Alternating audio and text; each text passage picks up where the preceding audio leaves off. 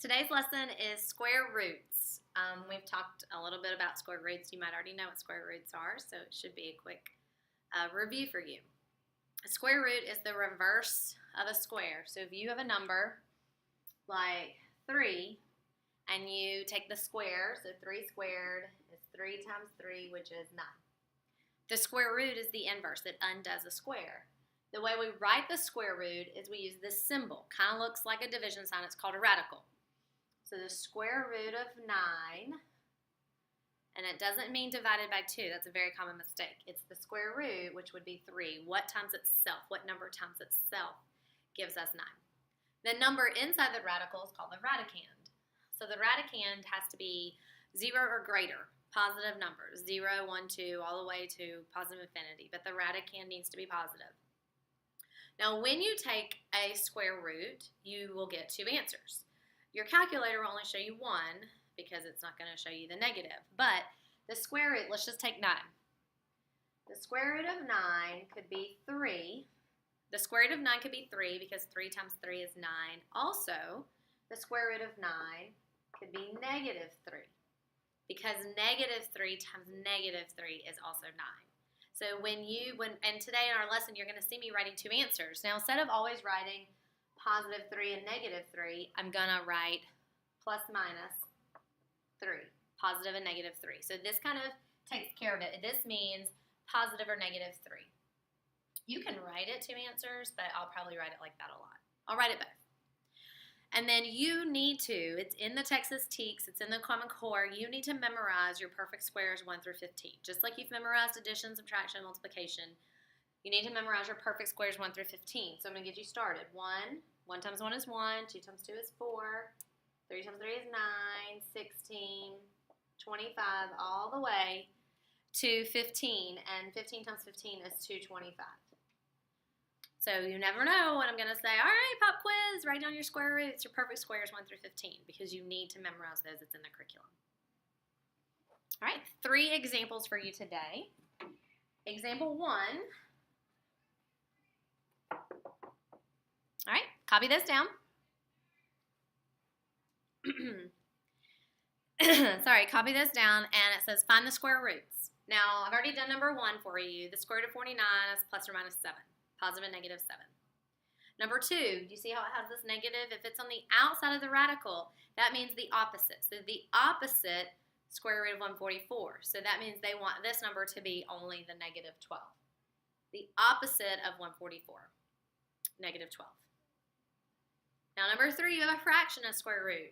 Looks weird, but you take the square root of the top, which is square root of 9, and the square root of the denominator, square root of 16. Square root of 9 is 3. Square root of 16 is 4. So the square root of 9/16 is 3/4, and then you can see I put my plus or minus for positive and a negative, 3/4. Now, number 4, we have the square root of 25 hundredths, 0.25. Nothing really changes. You can just try to envision 25. The square root of 25 is 5. So the square root of 0.25 is going to be 0.5. And then it's going to be a positive or a negative. So even though it has that decimal there, you're still just going to treat it, like try to visualize it just as 25, and then you put that decimal back. Okay, number 5 is evaluating. You're going to take the square root of 100, which is 10, square root of 225, which is 15, and then subtract them. Don't try and worry about the positive or negative. Whenever it's given to you in an expression when it asks you to evaluate, you're just going to take the positive side. It's just asking you to keep it simple, take the positive. All right, so you try these last ones. Pause it. You try these last 3. Look at the examples I've given you. All right, so you try 1 would be 2/5. Plus or negative 2/5. The square root of 4 is 2. The square root of 25 is 5. You try 0.81 is going to be 0.9 or negative 0.9 or plus or minus 0.9. And then the negative square root of 64 is just going to be negative 8. They just want the negative value. Okay? Ooh, whoops. All right, example 2. approximate to the nearest whole number. So these are what we call imperfect squares. Just trying to keep it on time. These are called imperfect squares, which means they're not going to have an integer as their answer. It's not like a number like 25 where you know the answer. Square root of 25 is 5. These are imperfect squares, so the answer is going to be some sort of decimal. Right now I'm going to show you how to round to the nearest whole number. What you do first is you find the closest perfect squares. So for number 1, the closest perfect squares to 76, I know 81 and then 64. Those are the closest perfect squares, 64 and 81. This is why you have to have that list memorized. Let me jump over here. I need to take the square root of those, and that's 8, and this is 9. So 76 is in the middle of these two perfect squares. It's not exactly in the middle. It's closer to one than the other. So whichever one it's closest to is where you're going to estimate. It is 12 away from here, and it is 5 away from here. I'm just subtracting. 76 minus 64 and 81 minus 76.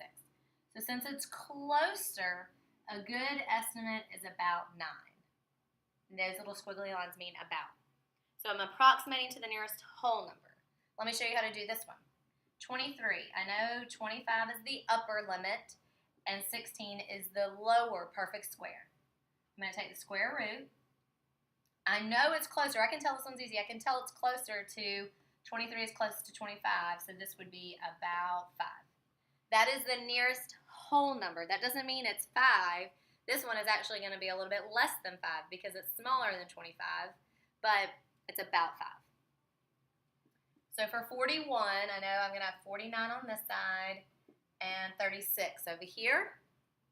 It is 7 and 6. So it's 8 away from this side, and it's 5. So it's closer to 36. So this would be about 6 wholes. Okay?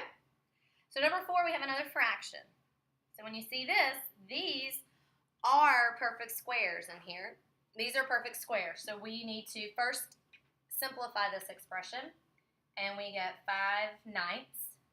And then 5/9. Let's round 5/9 to the nearest whole number. Is it closer to 0 or is it closer to 1? Now 5/9 is more than half. It's more than half, so this would be about 1 whole. It's more than half, so it would be about 1 whole. If you looked at just 25 out of 81, it's not more than half, but that's why you have to find the square root. So 5/9 is more than half, so it would be about 1. For example 5, you have the negative. So first let's simplify. So that would give you -9. And since that's already a whole number, then you're done. Your answer is -9 because it's already a whole number. Number 6, here's that decimal again, which we just practiced. First you evaluate this expression you simplify. The square root of 0.36 is 0.6. And since 0.6 is higher than half, it's higher than 0.5, you would estimate it to about 1. So that's how you estimate to the nearest whole number. Now the last examples I want to show you are estimating to the nearest tenth. Write this down.